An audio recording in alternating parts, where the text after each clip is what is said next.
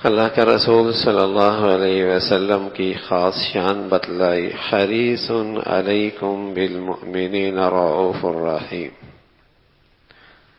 کہ وہ تمہارے بھلائی میں بہت زیادہ حریص ہے۔ جیسے ماں، بلکہ ماں بھی کیا حریص ہوگی اپنے بچے کے بھلائی میں، جو اللہ کا رسول میرے اور آپ کی بھلائی میں حریص نظر آتے۔ ماں بس اوقات اپنے بچے کی بھلائی جس میں دیکھتی ہے تو اس کا ہاتھ پکڑ کے منت کر کے ایک ایک چیز اسے کھلاتی ہے، پلاتی ہے، کراتی ہے، ہاتھ پکڑ کر، یہ کر لو، یہ کر لو، یہ کر لو۔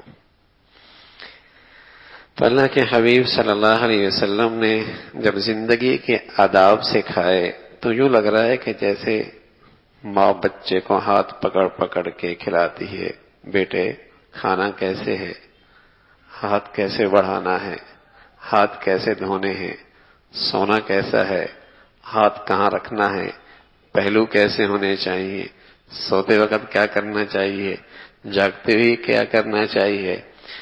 تو آپ علیہ الصلوۃ والسلام جب آداب زندگی سکھا رہے تو اسی طرح حریص نظر آ رہے کہ میرا ہر امتی اس بھلائی سے محروم نہ ہو، یہ خیر پالے۔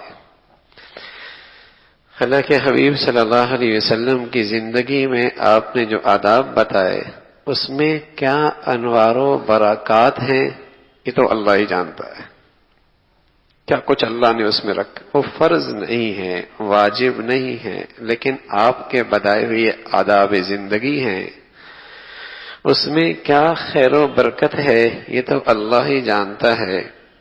لیکن اتنا ضرور ہے کہ فرض اور واجب اللہ کا حق ہے، اور آداب اور سنن کی رعایت کرنا یہ محمد الرسول اللہ کی محبت کا حق ہے، کہ جسے آپ سے واقعی محبت ہے تو وہ آپ کے بتائے ہوئے آداب میں آگے بڑھتا ہوا نظر آتا ہے۔ کئی مرتبہ صحابہ رضوان اللہ علیہ مجمعین نے آپ علیہ الصلوۃ والسلام کی خدمت میں ایک سوال کیا، کہنے لگے یا رسول اللہ ای العمل احب الی اللہ، ای العمل احب الی اللہ۔ یہ نہیں پوچھا فرض کون سا ہے، واجب کون سا ہے، آپ اللہ کے ہاں کون سا عمل سب سے زیادہ فضیلت کا ہے؟ کبھی آپ نے ذکر بتایا، کبھی آپ نے کچھ بتایا، سامنے والے کو دیکھ کر آپ نے اس کو ترغیب دی، لیکن ان کی زندگی میں یہ بات نظر آتی تھی کہ وہ اس جستجو میں رہتے تھے، اس فکر میں رہتے تھے، اس حرص میں رہتے تھے کہ کوئی ایسا فضیلت والا عمل ملے اور ہم اسے اپنی زندگی کا حصہ بنا لیں۔ اللہ نے انہیں فکر آخرت ایسی نصیب فرما رکھی تھی کہ وہ آخرت کے کسی عمل کو نظر انداز نہیں کرنا چاہتے تھے، اور اپنا نقصان انہیں برداشت نہیں تھا۔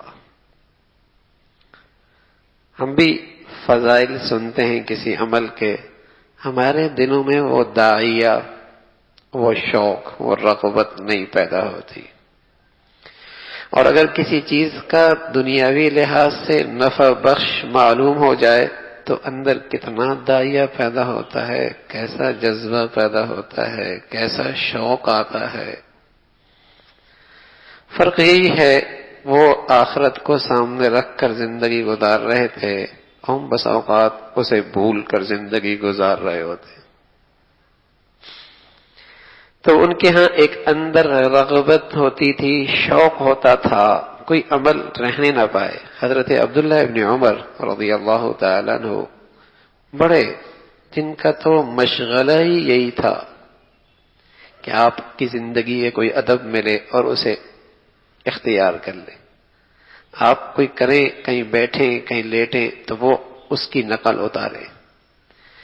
ایک مرتبہ حضرت ابو ہریرہ رضی اللہ تعالیٰ عنہ نے ان کے سامنے آپ علیہ الصلوۃ والسلام کا ایک عمل اور ایک ارشاد ذکر کیا کہ آپ علیہ الصلوۃ والسلام نے فرمایا کہ کوئی شخص جنازے میں شریک ہو تو اسے ایک قرات کے بقدر ثواب ملے گا. قرات ایک وزن کا نام ہے. اور کوئی آدمی پھر جنازے کے پیچھے چلے اسے 2 قرات ملیں گے، اور کوئی تجہیز و تکفین میں شامل ہو اسے 3 قرات ملیں گے.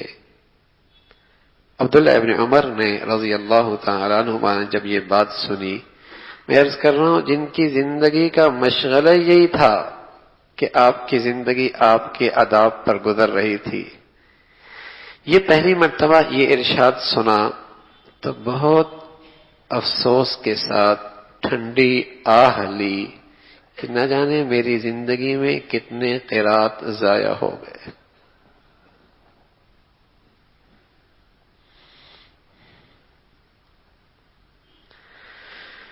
تو ان آداب کو اختیار کرنے میں ایسی رغبت تھی، ایسا شوق تھا کہ ایک دوسرے سے آگے نظر آتے تھے. اور ادھر محمد الرسول اللہ ہیں صلی اللہ علیہ وسلم، آپ بھی یہ آداب زندگی دینے میں یوں نظر آتے ہیں جیسے ماں اپنے بچے کو ایک ایک ادب، ایک ایک ادا اور ایک ایک طریقہ سکھا رہی ہے.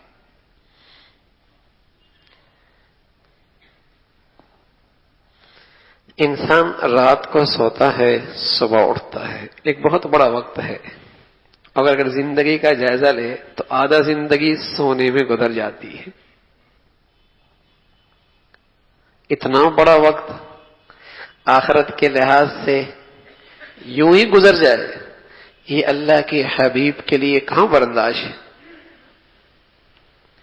آپ علیہ الصلوۃ والسلام نے فرمایا کوئی سوتے ہوئے جاگتے ہوئے اللہ کا نام نہ لے تو کل یہ سونا اور یہ لیٹنا قیامت میں اس کے لیے حسرت کا باعث بنے گا، افسوس کرے گا، بغیر اللہ کے نام لیے سو گئے.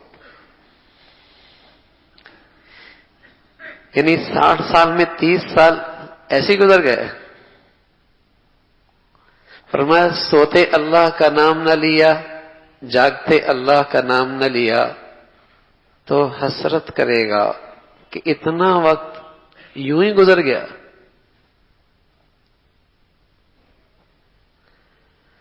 تو اللہ کے حبیب صلی اللہ علیہ وسلم حریص ہیں کوئی لمحہ میری امتی کا ضائع نہ ہونے پائے. تو آپ نے سونے کا طریقہ بھی بتایا، جاگنے کے آداب بھی بتائے تاکہ یہ سارا سونا بھی عبادت بن جائے. حضرت براء ابن عازب فرمانے لگے رضی اللہ تعالیٰ عنہ کہ ایک مرتبہ اللہ کے نبی صلی اللہ علیہ وسلم نے مجھ سے کہا براء وضو کر کے بسترے پہ آؤ، دائیں کروٹ پہ سونے کی ابتدا کرو. اور ایک روایت میں فرمایا کہ اللہ کے نبی دائیں کروٹ پہ لیتے اور اپنا دایاں ہاتھ اپنے رخسار کے نیچے رکھتے اور اپنے پاؤں کو تھوڑا سا سمیٹ لیتے. وضو کر کے آتے، دائیں کروٹ پہ لیٹتے، اپنا دایاں ہاتھ اپنے دائیں رخسار کے نیچے رکھتے. سونے کی ابتدا یوں ہوتی تھی. اور اس موقع پہ اللہ کے نبی صلی اللہ علیہ وسلم جو اللہ سے فریاد کرتے ایسے عجیب و غریب الفاظ کے ساتھ، اللہم اسلمت نفسی الیک ووجہت وجہی الیک وفوضت امری الیک، کہ اللہ اب تو میں نے اپنے آپ کو آپ کے حوالے کر دیا، اپنا معاملہ، اپنی ذات، اپنی جان، اپنے معاملات آپ کے سپرد کر دی. کئی مرتبہ رات کو نیند نہیں آتی. اور کیوں نہیں آتی؟ دن بھر کی ایک بات اسے پریشان رکھتی ہے، دن بھر کی ایک بات اسے پریشان، رات کو نیند نہیں آ رہی۔ سبحان اللہ، کیا اللہ کے نبی نے دعا سکھائی ہے کہ میاں دن میں جو مجھ سے ہو سکتا تھا وہ تو میں نے کر لیا، اب کچھ نہیں کر سکتا، بس اب تیرے حوالے ہے، جو آپ چاہیں وہ ہو جائے گا۔ یہ جو اللہ کے سپرد کر دیا نا، اللہ کے حوالے کر دیا، اللہ پہ بھروسہ کر لیا اور اپنے آپ کو مطمئن کر دیا، یہ اللہ کی بڑی نعمت ہے، یہ اللہ کی بڑی نعمت ہے۔ کل کیا ہوگا، آئندہ کیا ہوگا، پیچھے کیا ہوگا، نتیجہ میرے کام کا کیا نکلے گا، حالات کیا بنیں گے، وَفَوَّضْتُ أَمْرِي إِلَيْكَ، میں نے معاملہ اللہ کے سپرد کر دیا۔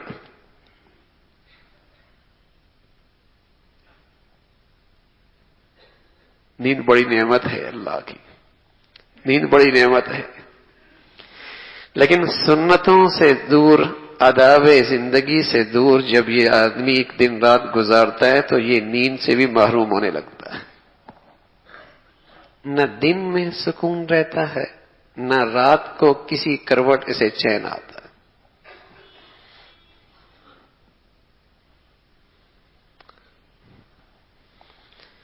یہ بسترے پہ آیا اور اپنے سارے معاملات اللہ کے سپرد کر دیے، اللہ کے حوالے۔ اللہ میاں اب آپ ذمہ دار ہیں، میں نے اپنے سے اسباب اختیار کیے، اپنے سے تدبیریں بنائیں، اپنے سے وسائل اختیار کیے، اب معاملہ آپ کے سپرد ہے۔ اور اللہ نہ کرے اگر دماغ میں ایک بات اٹک گئی، انہی چکروں میں لگا رہا کہ 10 سے 20 کیسے ہوں، 20 سے 30 کیسے ہوں، یہ بچے کیسے، یہ محفوظ کہیں، تو رات کی نعمت نیند کی گئی۔ ایک بڑا سبق آموز واقعہ لکھا ہے، ایک بڑا خوشحال شخص رات نیند سے محروم اپنے گھر کے چھت کے اوپر ادھر ادھر چکر لگاتے رات گزرتی تھی۔ اس کے دور ایک جھونپڑی میں رہنے والا شخص اسے بڑی حسرت کی نظر سے دیکھتا، بڑی میٹھی نیند سو رہا، بڑی حسرت، بڑا رشک آتا ہے اس پر، بڑا رشک آتا۔ ایک دن اپنے ماتحت کو بلایا کہ اس سے پوچھو وہ کیا چیز استعمال کرتا ہے کہ بڑے مزے کے سوتا ہے اور مجھے تو رات بھر نیند نہیں آتی۔ سمجھدار آدمی تھا یہ، اس نے کچھ اشرفیاں تھیلی میں ڈالی اور جا کر اس جھونپڑی والے کو جا کے دے دی۔ آج رات پھر صاحب یہ اوپر چھت کے اوپر چکر لگا رہے، نیند نہیں آ رہی، لیکن آج اسے حیرت ہو رہی ہے کہ وہ سامنے جھونپڑی والا بھی ہاتھوں کو پیٹ کے ساتھ لگائے ادھر ادھر چکر لگا رہا، اس کی بھی رات اسی انداز میں گزر رہی ہے۔ صبح ہوئی، اسے بلایا، خیریت ہے؟ اس سے بھی رات کو نیند نہیں آئی۔ کہا صاحب جس چیز نے آپ کو پریشان کر رکھا ہے وہ چیز آج اس کے پاس بھی پہنچ چکی ہے۔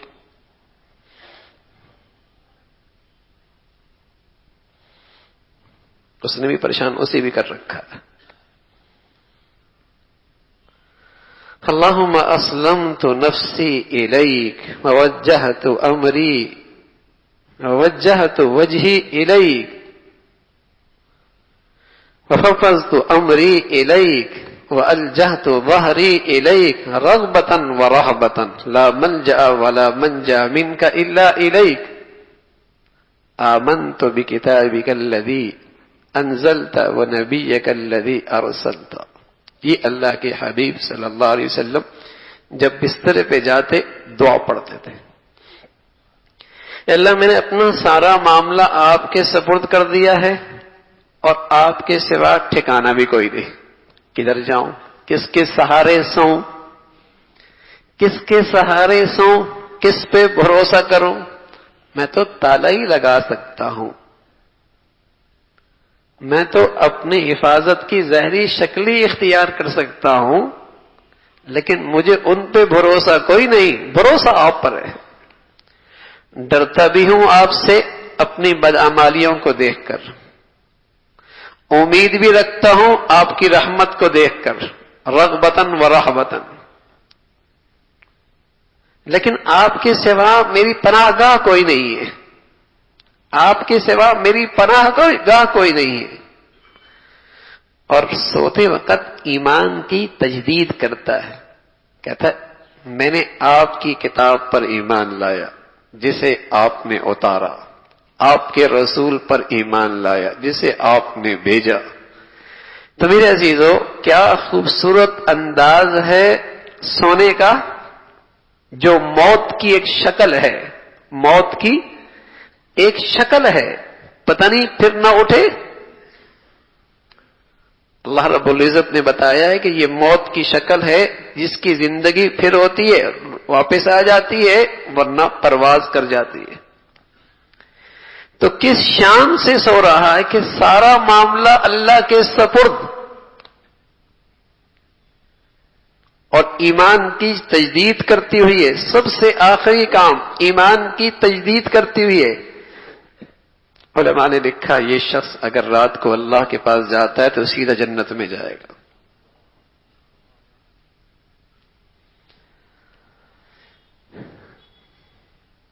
کافر بھی سوتا ہے، جانور بھی سوتا ہے، بکری بھینس بھی سوتی ہے، بلی اور چوہا بھی سوتا ہے، درندے بھی سوتے ہیں، چوپائے بھی سوتے ہیں، کیڑے مکوڑے بھی سوتے ہیں، سب سوتے ہیں، لیکن یہ سارے غفلت میں سوتے ہیں۔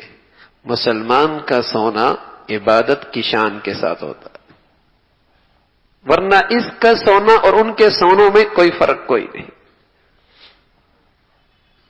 کبھی آپ علیہ الصلوۃ والسلام دعا کیا کرتے تھے، الحمدللہ الذی اطعمنا وسقانا وکفانا وآوانا وکم ممن لا موکفی لہ ولا مووی۔ کتنے فرمایا اس ذات کا شکر ہے، سوتے وقت کیا کر رہے، اس ذات کا شکر ہے جس نے کھلایا پلایا اور میرے سارے کاموں میں کفالت اور ذمہ داری لے لی اور مجھے یہ ٹھکانہ دے دیا۔ کتنے ایسے ہیں جن کی کفایت کرنے والا کوئی نہیں، جن کے پاس ٹھکانہ کوئی نہیں۔ اے اللہ تیرا شکر ہے، تیرا شکر ہے۔ اللہ کہتا ہے ما یفعل اللہ بعذابکم ان شکرتم وآمنتم، مجھے کیا پڑی تجھے عذاب میں ڈالوں اگر تو ایمان لائے آئے اور شکر کرے، مجھے کیا ضرورت ہے تجھے عذاب دوں۔ جب یہ دن کی انتہا اور اس آخری لمحے میں شکر کی عبادت کر کے سو رہا تو اللہ کیا کہہ رہا ہے، ما یفعل اللہ بعذابکم ان شکرتم وآمنتم، مجھے کیا پڑی ہے کہ تم شکر کرو اور تمہیں میں عذاب دوں۔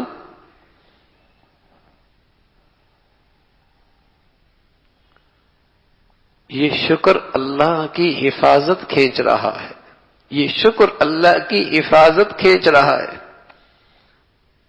کبھی آپ علیہ الصلوۃ والسلام دعا کیا کرتے، اللہم باسمک اموت واحیا، یعنی آپ وضو فرماتے، دائیں کروٹ پہ لیٹتے، دائیں ہاتھ اپنے دائیں رخسار کے نیچے رکھتے، اپنے پاؤں تھوڑے سے سمیٹ لیتے اور دعا پڑھتے، اللہم باسمک واموت واحیا، کہ میں اللہ کے نام سے مرتا ہوں یعنی سوتا ہوں، اور اللہ کے نام سے زندہ ہوتا ہوں یعنی اٹھتا ہوں۔ لیکن اس موت کی اس چھوٹی سی شکل میں ایک بہت بڑی یاد دہانی کرائی، غفلت میں نہیں سلایا۔ یاد رکھنا یہ چھوٹی سی موت کی شکل ہے، ایک بڑی موت کی شکل بھی ہے۔ ایک بہت بڑا سبق یاد دلا دیا، خیال رکھنا یہ جاگنا، یہ اٹھنا یہ بھی ہے، لیکن ایک معاشر کے میدان میں بھی اٹھنا ہوگا۔ کیسی یاد دہانی کرائی جا رہی، کتنی غفلت کے پردے چاک کیے جا رہے ہیں. اللہم باسمک اموت و احیا. کس انداز سے سنایا جا رہا ہے؟ اللہم باسمک اموت و احیا. اللہ کے نام سے سو رہا ہے، اللہ کے نام سے اس نے اٹھنا ہے. اما عائشہ رضی اللہ عنہا فرمایا کرتی تھی کہ آپ علیہ الصلوۃ والسلام جب بستر پہ تشریف لاتے تو اپنی دونوں ہتھیلیوں کو پھیلا لیتے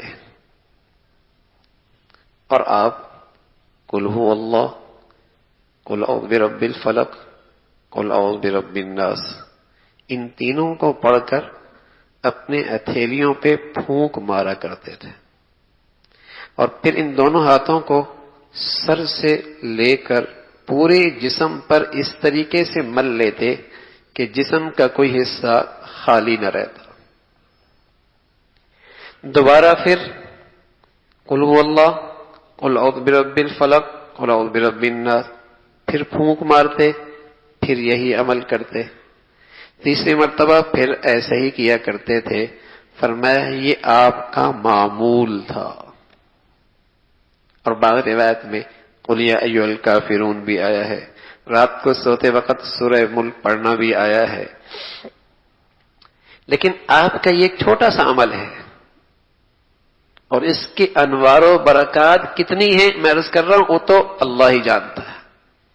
لیکن سچ یہ ہے کہ آدمی شریروں سے، حاسدوں سے، شریروں سے، حاسدوں سے، برائی چاہنے والوں سے، برائی چاہنے والوں سے اور رسوائی چاہنے والوں سے ان آیات کے پڑھنے سے محفوظ قلعے میں آ جاتا ہے.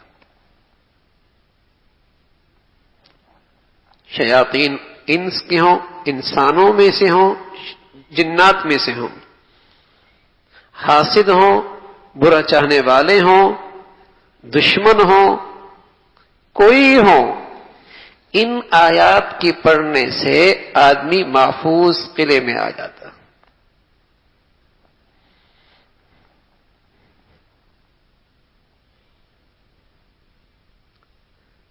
یہ سونا عبادت ہے، یہ سونا اللہ کے قرب کا ذریعہ بن رہا ہے، یہ سونا حفاظت بھی ہے. حدیث میں رسول اللہ صلی اللہ علیہ وسلم نے بتایا جب کوئی ایک آیت بھی پڑھ کے سوتا ہے تو اس کے سرانے ایک حفاظت کا فرشتہ آ کھڑا ہوتا ہے جو اس کی حفاظت کرتا رہتا ہے.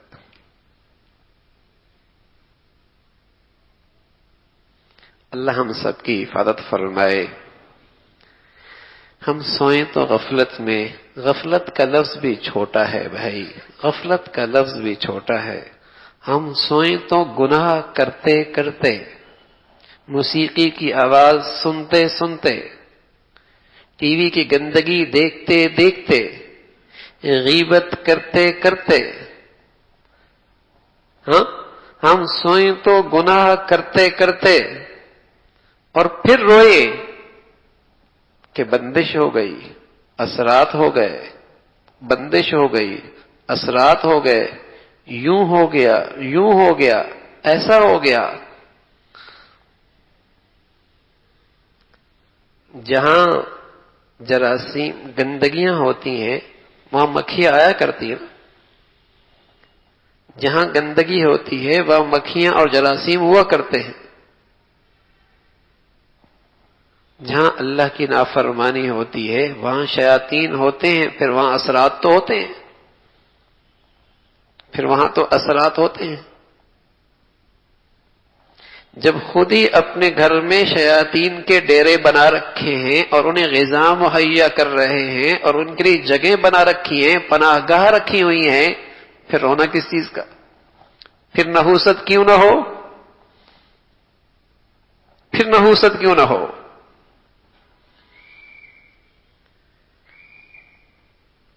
وہاں تصاویر بھی لگا رکھی ہیں کہ رحمت کا فرشتہ نہ آئے، جاندار تصویریں، گناہ بے لذت. وہاں سامنے میز پہ لٹریچر بھی پڑا ہے، گندھا، اتنا گندا جو کبھی سینماؤں پہ لگا کرتا تھا، لیکن وہ گندگی آہستہ آہستہ ایسی پلائی گئی کہ ہر گھر کے بیڈ روم میں وہ پڑا ہے، ہر گھر کے ڈرائنگ روم میں وہ چیزیں گندگیاں پڑی ہیں، اور احساس بھی کوئی نہیں۔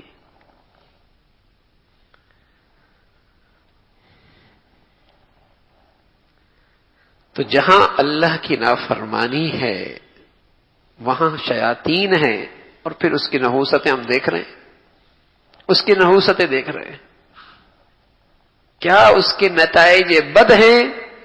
شاید ہی کوئی گھرانہ خوش نصیب ہو جو سکون سے سوتا ہو اور محبت سے رہتا ہو، شاید ہی کوئی خاندان ہو جو سکون سے سوتا ہو اور محبت سے رہتا ہو، شاید ہی کوئی خاندان ہو جو سکون سے رہتا ہو اور محبت سے رہتا ہو، شاید ہو۔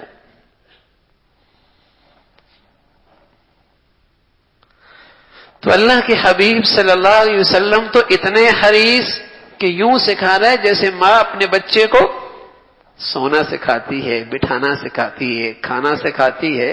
حریص جو ہیں ہمارے بھلائی چاہنے میں بڑے حریص ہیں کہ زندگی کا اتنا بڑا حصہ یوں ہی غفلت میں گزر جائے، اللہ کے حبیب کہاں پسند فرماتے ہیں۔ اگر طویل دعائیں یاد نہیں ہوتی تو یہ تینوں کل تو مسلمان نمازوں میں پڑھتا ہی رہتا ہے۔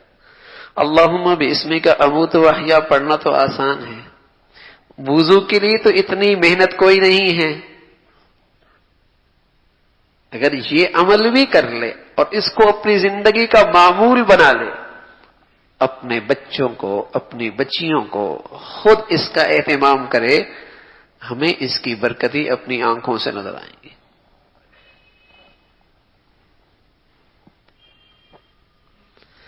لیکن غفلت میں سونا ہے، میں نے اس کے غفلت بھی چھوٹا لفظ ہے، گناہ کرتے کرتے سونا۔ اللہ ہم سب کی حفاظت فرمائے۔ اللہ کو ناراض کرتے کرتے سوئے اور صبح نہ اٹھے، کیا حال ہو۔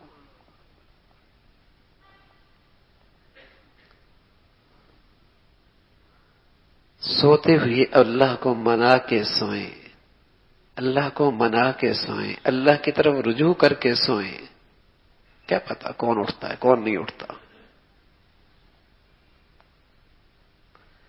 پھر آپ علیہ الصلوۃ والسلام جب اٹھا کرتے تھے تو پڑھتے تھے الحمدللہ الذی احیانا بعد ما اماتنا والیہ النشور۔ کیا سبق یاد کرایا جا رہا ہے، کیا سبق یاد کرایا جا رہا ہے۔ روزانہ سوتے وقت، جاگتی ہوئے، چھوٹے موٹے سفر کرتے ہوئے ایک صبر بار بار یاد کرایا جا رہا۔ اللہم باسمک اموت واحیا، الحمدللہ الذی احیانا بعد ما اماتنا والیہ النشور، سبحان الذی سخر لنا ھذا وما كنا له مقرنین وانا الی ربنا لمنقلبون۔ ان تینوں میں ہر وقت ایک سبق یاد کرایا جا رہا ہے، روزانہ سوتے ہوئے، روزانہ جاگتے ہوئے، چھوٹے موٹے اسفار میں۔ کیا خیال رکھنا تم نے میرے پاس لوٹ کے آنا ہے، یہ سفر چھوٹا ہے، ایک بڑا سفر تمہیں درپیش ہے۔ یہ تمہارا جاگنا چھوٹا ہے، تمہیں ایک بڑے دن پھر کھڑا ہونا ہے۔ یہ چھوٹی موت کی شکل ہے، ایک حقیقی موت بھی آنے والی ہے۔ یہ چھوٹا سا جاگنا اٹھ رہا ہے، ایک حقیقی زندگی بھی ملنے والی ہے۔ غفلت کہاں، یاد دہانی ہے۔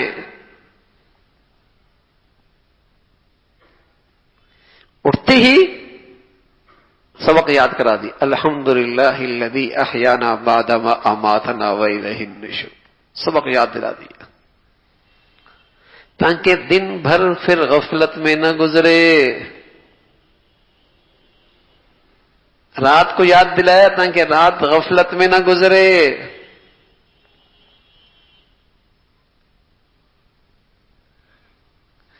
یہ بامقصد جینا ہے اور بامقصد سونا ہے اور بامقصد اٹھنا ہے، اور یہ مسلمان کی زندگی کسی مقصد کے تحت ہے۔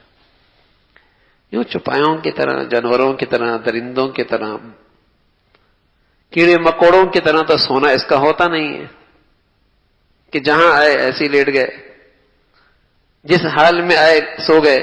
نہ یہ ایک مقصد کی زندگی گزار رہا ہے. اس کا مقصد کے تحت سونا ہے، ایک مقصد کے ساتھ اٹھنا ہے، اپنی منزل کو سامنے رکھ کر دن گزارنا اور رات گزارنی ہے. تو یہ اللہ کے حبیب صلی اللہ علیہ وسلم کے آداب زندگی ہے. غرض کہ یہ فرض تو نہیں، واجب تو نہیں، لیکن ان آداب کے انوار و برکات بہت ہیں. یہ اللہ کے نبی سے محبت کا تقاضا ہے کہ ان آداب کو اپنی زندگی کا حصہ بنا. اس پر کیا برکتیں ہیں. یعنی آج دنیا کی سائنس ریسرچ کرتی ہے، تحقیق کرتی ہے، دائیں کروٹ پہ سونے میں یہ ہے، فلاں ہے، وضو کرنے میں یہ فوائد ہیں. ہمارا ایمان ہے اب تک جو انہوں نے فوائد بتائے تھوڑے ہیں، اس میں تو اس سے بھی زیادہ فوائد موجود ہیں. اس لیے کہ انسانیت کے لیے اس سے بہتر طریقہ زندگی ہو ہی نہیں سکتا. یہ اس جسم کی ضرورت ہے. اگر کوئی ڈاکٹر کہہ دے کہ اس جسم میں وٹامن ڈی کی کمی ہے یا سی کی کمی ہے یا فلاں کی کمی ہے، اس کی وجہ سے یہ جسم میں ایسا ہو رہا ہے، ری ایکشن ہو رہا ہے، تو فوراً مان لیتے نہیں مان لیتے. اگر ہم کہہ دیں کہ اس جسم میں دین کی کمی ہے اس لیے رات کو نیند نہیں آ رہی تو سمجھ میں نہیں آتی. اور اگر ہم کہہ دیں کہ اس جسم میں دین کی کمی ہے اس لیے غصہ کنٹرول میں نہیں ہے، سمجھ میں نہیں آتی. اگر ہم کہہ دیں اس جسم میں دین کی کمی ہے اس لیے جذبات کنٹرول میں نہیں، سمجھ میں نہیں آتی. ارے جہاں جسم کے لیے یہ وٹامنس وغیرہ کی ضرورت اس جسم کو ضرورت ہے، اسی طرح دین بھی اس جسم کی ضرورت ہے. جب وہ نہیں ہوگا تو اس کا ری ایکشن ہوگا.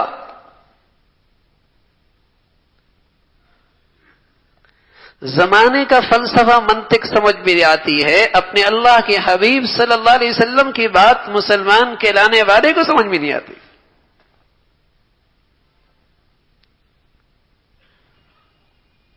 کہ یہ بھی اس جسم کی ضرورت ہے. اب جب اس جسم کو وہ چیز نہیں مل رہی اس کا ری ایکشن تو ہونا ہے. وہ مل جائے گی ٹھیک ہو جائے گا، غصہ بے قابو ہو جاتا ہے، نیند کوئی نہیں آتی، پریشان خیالات ہیں. ارے میاں کسی چیز کی کمی ہے نا جسم میں.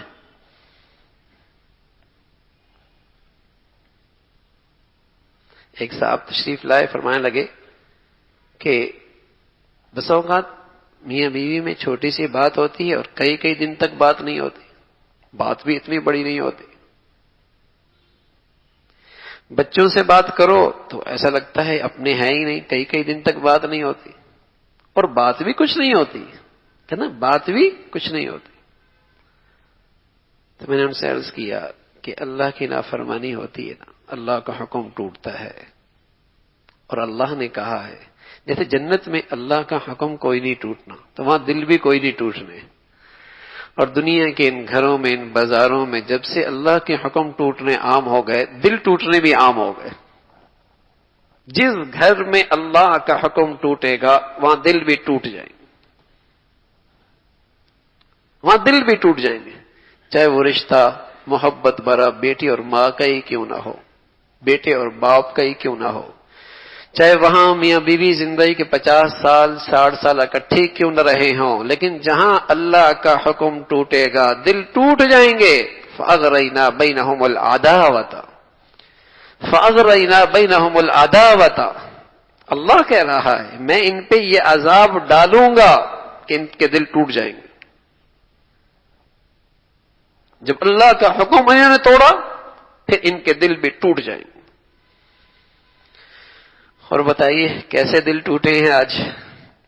سچ فرمایا اللہ کے حبیب صلی اللہ علیہ وسلم نے کہ اظہر الناس العلم وضيعوا العمل وتحابوا بالالسن وتباغضوا بالقلوب وتقاطعوا الارحام فلعنهم الله عند ذلك فاصمهم واعمى ابصار.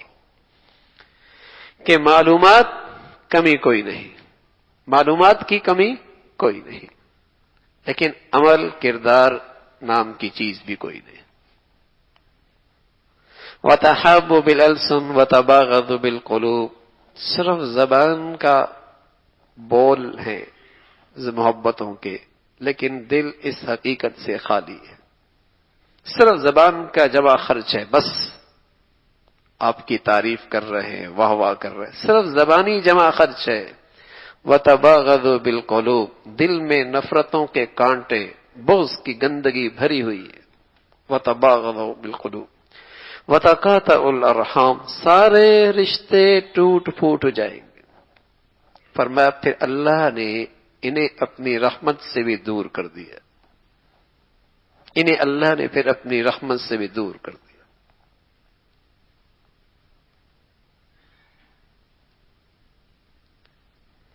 تو جو زندگی کے آداب ہیں نا بھائی، یہ ہمارے اس جسم کی ضرورت ہے،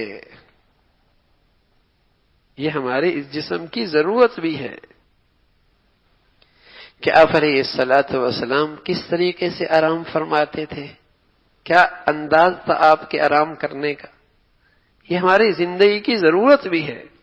میں عرض کروں اس پر کیا انوار و برکات ہیں، اس میں کیا بھلائیاں چھپی ہوئی ہیں، کتنی اللہ نے ان کے اندر خیر رکھی ہے، اس لیے کہ یہ نکلا کس کی زندگی سے ہے؟ سبحان اللہ، محمد الرسول اللہ کی زندگی سے، جو اپنے ظاہر کے حسن میں مثال کوئی نہیں رکھتے۔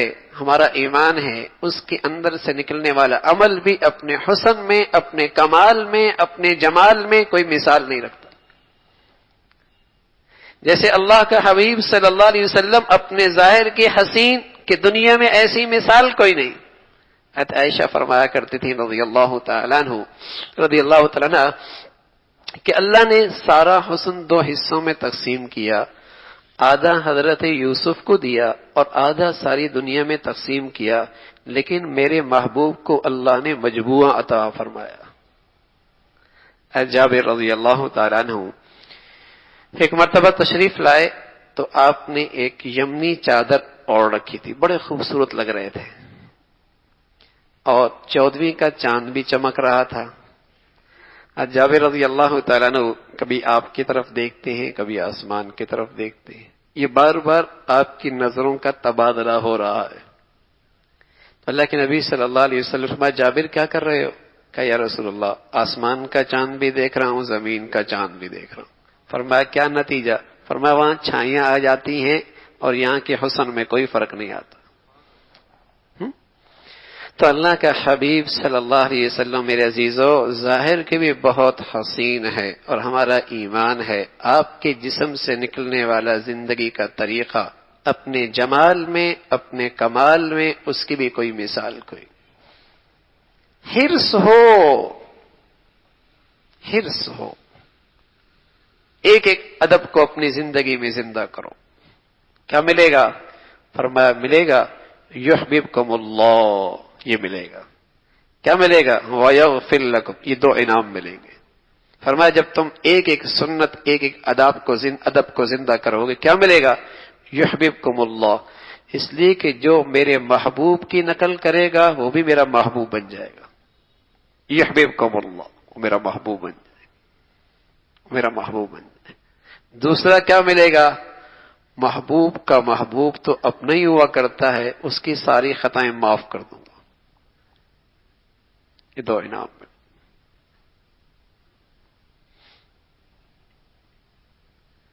تو ایک کتاب پہلے بھی میں نے عرض کی تھی، اسوہ رسول صلی اللہ علیہ وسلم، ڈاکٹر عبداللہ عارفی رحمۃ اللہ علیہ کی، وہ ہمارے پاس ہونی چاہیے سرانے کے پاس، اور اس کو دیکھتے دیکھتے آپ کی زندگی کو اختیار کریں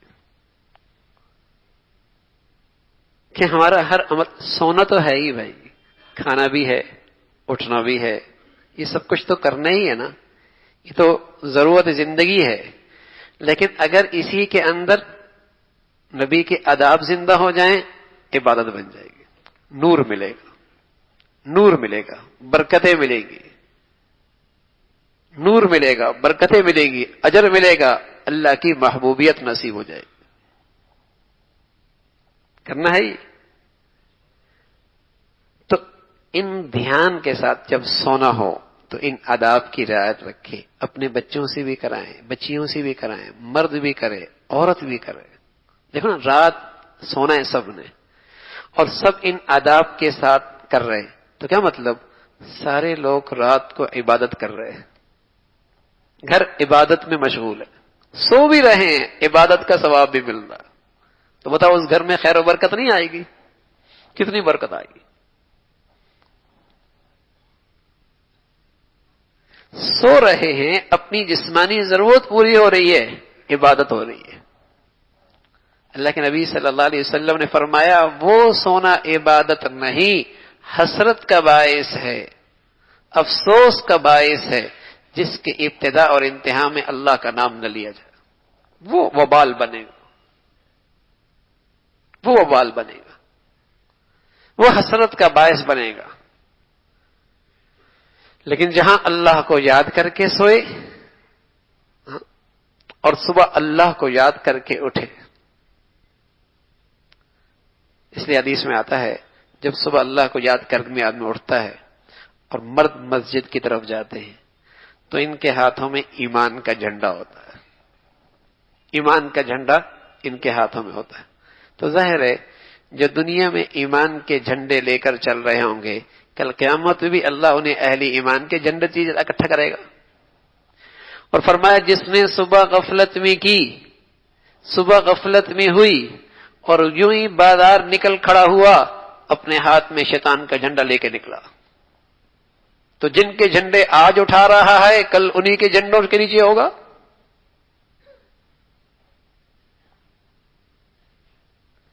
تو عبادت کے ساتھ سونا ہو, عبادت کے ساتھ اٹھنا ہو, غفلت کا زندگی نہ ہو, غفلت کا جینا نہ ہو, غفلت کا سونا نہ ہو.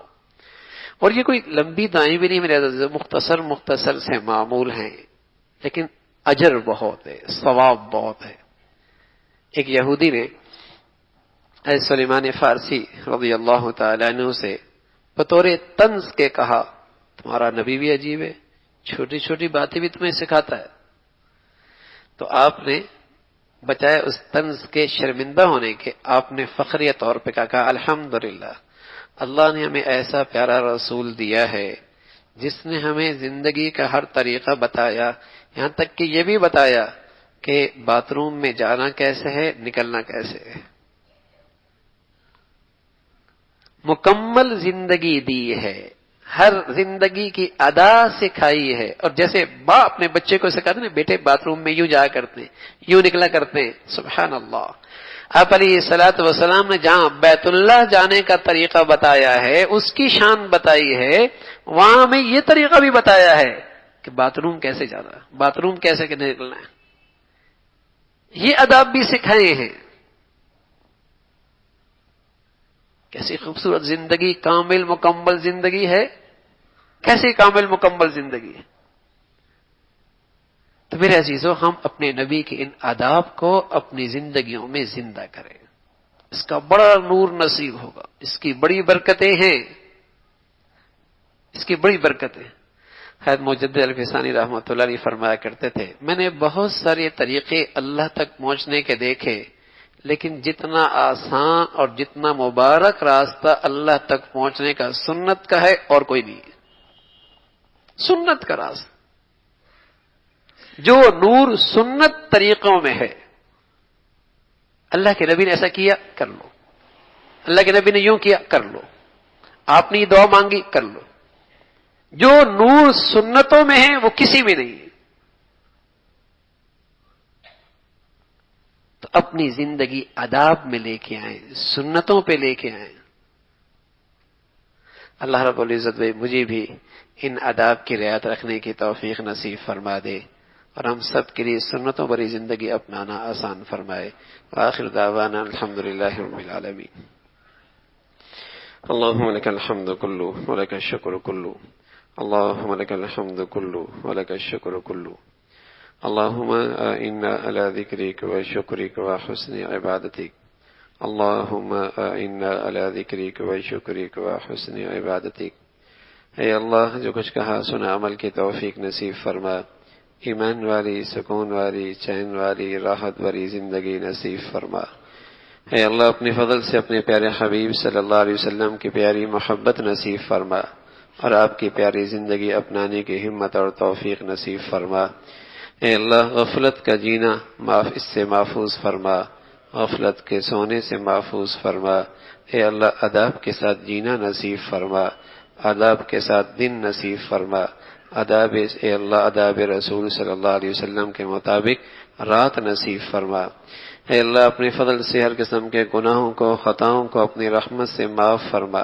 اے اللہ اپنے فضل سے ہمیں اپنے گھروں کا ماحول 100% دین کے مطابق ڈھالنے کی توفیق نصیب فرما، حاسدوں سے، شریروں سے، ظالموں سے محفوظ فرما۔ اے اللہ ہر بے دین سے، لا دین کے شر سے محفوظ فرما، اپنی پناہ نصیب فرما، اپنی حفاظت نصیب فرما، اپنی مدد اور نصرت عطا فرما۔ اے مولا کریم اپنے فضل سے، اپنے کرم سے پورے دین پہ چلنا آسان فرما، ہر گناہ چھوڑنا، ہر گناہ کی گندگی سے بچنا آسان فرما۔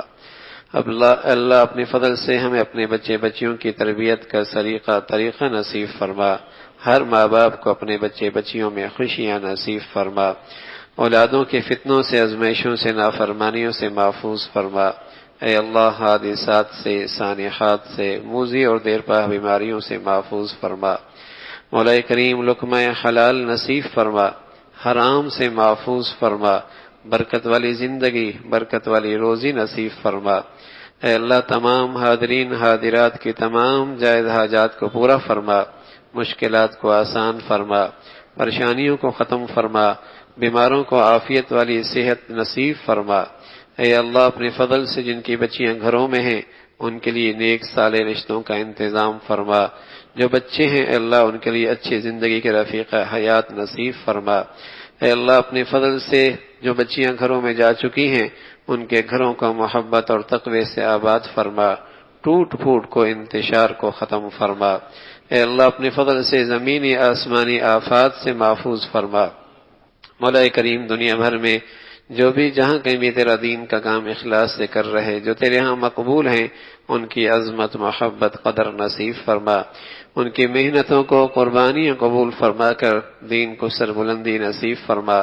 اے اللہ مساجد کی، مدارس کی، مکاتب کے علماء کی حفاظت فرما۔ اے اللہ اپنے فضل سے دنیا بھر کے مسلمانوں کو ہر قسم کے ظالموں کے شر سے محفوظ فرما، اہل اسلام کی مدد اور نصرت فرما۔ اے اللہ دنیا بھر کے مظلوم مسلمانوں کی حفاظت فرما، قدم قدم پہ ان کی حفاظت کی شکلیں پیدا فرما۔ اے اللہ اپنے فضل سے، اپنے کرم سے اہل اسلام کو باہمی اتحاد و اتحاد نصیب فرما۔ اے اللہ اخوت اسلامی، اے اللہ اسلامی بھائی چارہ امت میں قائم فرما، ٹوٹ پھوٹ انتشار سے محفوظ فرما۔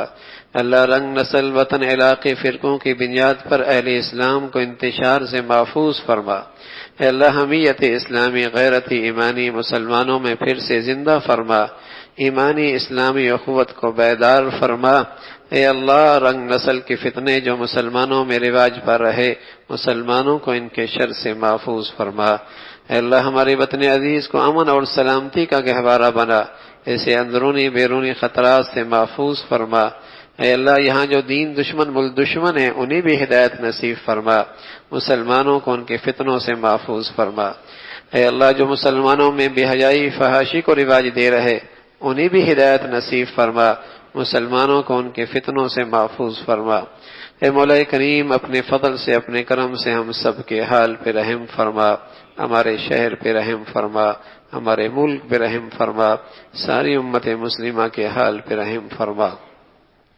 ربنا اغفر لنا ذنوبنا وإسرافنا في أمرنا وثبت أقدامنا وانصرنا على القوم الكافرين ربنا لا تزغ قلوبنا بعد إذ هديتنا وهب لنا من لدنك رحمة إنك أنت الوهاب اللهم إنا نجعلك في نحورهم ونعوذ بك من شرورهم اللهم أحسن عاقبتنا في أمورنا كلها وأجرنا من خزي الدنيا وعذاب الآخرة اللهم اجعل خير أمورنا آخرنا وخير عملنا خواتمنا وخير أيامنا يوم نلقاك فيه اللهم بارك لنا في الموت وفيما بعد الموت اللهم بارك لنا في الموت وفيما بعد الموت.